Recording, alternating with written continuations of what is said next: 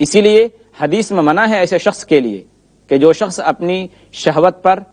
قابو نہ رکھ سکتا ہو، اس کے لیے ناجائز ہے کہ وہ اپنی بیوی کے ساتھ لیٹے یا بیوی کا بوسہ لے روزے کی حالت میں دن کے وقت۔ آپ صلی اللہ علیہ وسلم سے ایک شخص کے بارے میں پوچھا گیا کہ اللہ کے رسول صلی اللہ علیہ وسلم کہ کیا کوئی شخص روزے کی حالت میں اپنی بیوی کا بوسہ لے سکتا ہے یا اس کے پاس لیٹ سکتا ہے؟ تو آپ صلی اللہ علیہ وسلم نے ایک شخص کو اجازت دے دی۔ پھر دوسرا شخص آیا، آپ صلی اللہ علیہ وسلم نے اس دوسرے شخص کو اجازت نہیں دی۔ راوی کہتے ہیں، سنن نبی داؤد کی روایت حدیث نمبر 2387، کہ آپ صلی اللہ علیہ وسلم نے جس کو اجازت دی کہ وہ اپنی بیوی کے ساتھ روزے کی حالت میں لیٹ سکتا ہے، بوسہ لے سکتا ہے، تو وہ شخص بوڑھا تھا،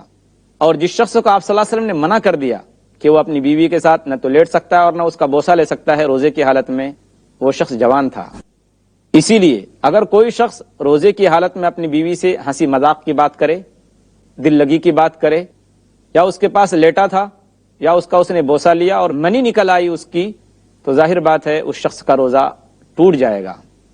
اس کو اس روزے کے بدلے روزہ رکھنا پڑے گا۔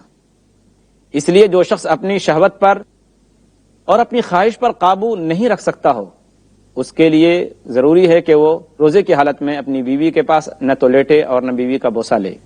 ورنہ اس بات کا اندیشہ ہے قوی کہ اس کا روزہ ٹوٹ جائے گا۔